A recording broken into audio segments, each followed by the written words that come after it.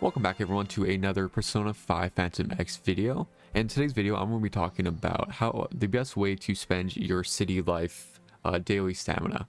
The first and foremost thing you should always do is just make sure before daily reset that you're not overcapped. So you have 15 or less stamina. If you have 15 or more, well then you should just, and it's close to daily reset, you should just spend it however you want. But if you have time, I would say the best things to do and focus on is making sure that you're doing your confidence first, followed by anything that can give you social stat skills. So if I'm looking at my soccer team practice right now, you'll see that it gives me 8 proficiency social stats.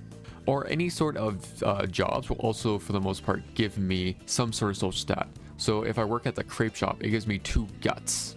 And the reason why these social stats are important, because as you can see right here, for me to unlock my next bond with Tomoko, I need enough kindness. I need to get to rank 3 kindness, and I'm only at kindness level 2. As well as unlocking more things to do. So I don't have enough kindness to be able to clean my house for and get my big reward. And that's the other thing, is if you see the big reward, I would suggest doing them, because it gives you 3 times the many of those social stats, or if you're doing a job, 3 times as much of the money, which can be super important, because if you don't have money, it's going to affect leveling up your confidence. Because if I go to my confidence tab right now, go to my synergy, and I can click on any one of these. So if I look at Ko Tomiya, I can go to her likes, and all of these are things that she likes. And if I give it to her, so Ko Tomiya might like this present, and the base energy gives a plus 14 with an extra plus 14 for preferred gifts. So if I give Ko Tomiya, I get the base 14 plus the extra 14, and I can pick it up at the cosmetic shop for money. So if you're running low on money, it might be a good idea to make sure that you go and do a daily task that gives money, so that you can start, so you can buy a gift and give it to the confidant when you go hang out with them. But the next thing I want to talk about is which confidants should we prioritize.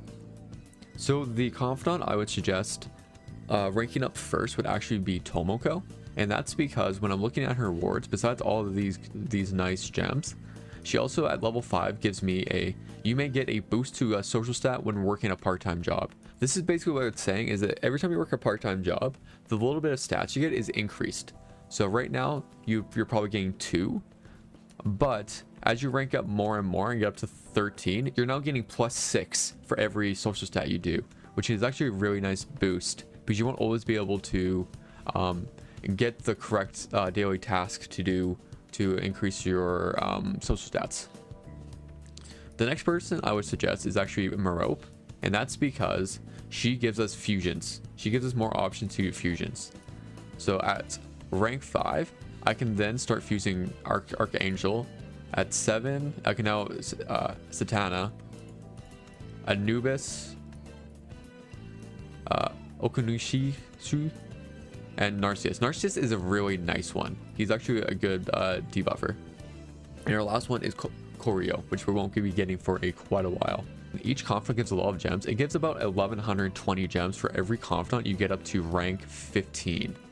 As well as you're getting these everlasting essence to increase your character skills, as well as any of these sort of mats that also help increase your skills. So the confidants are super important to get up. And then after Tomoko and Merope, I would say the next one I would do is Motoha or Closer. And that's because at rank 5, all allies' HP will be fully restored when a battle ends with an all-out attack. So when you're in the palaces and you have to fight things that have that you can't one-shot, this ability is nice if you finish with any sort of all-out attack. And then at rank 13, the highlight gauge will be refilled to 30% after resting in a safe room. So if there's a hard fight and you know you have to go into it, if you want some starting highlight gauge, just go sit in a restroom, in a safe room, and then leave. And you'll start with 30%, so it's super nice for the battle, even though it's at rank 13. And then after that, it's kind of whether or not you want to do Yao Ling or Yui. So Yao Ling helps with infiltration tools as well as cooking. As you can see here, you can craft more battle items. This is cooking, and then battle items. You can craft even more items. And then at rank 13, you may get back some materials after crafting battle items. So it's not too bad of an option. Or if you're into the cultivating side, Yui is big for that because you can unlock more flower parts and planters.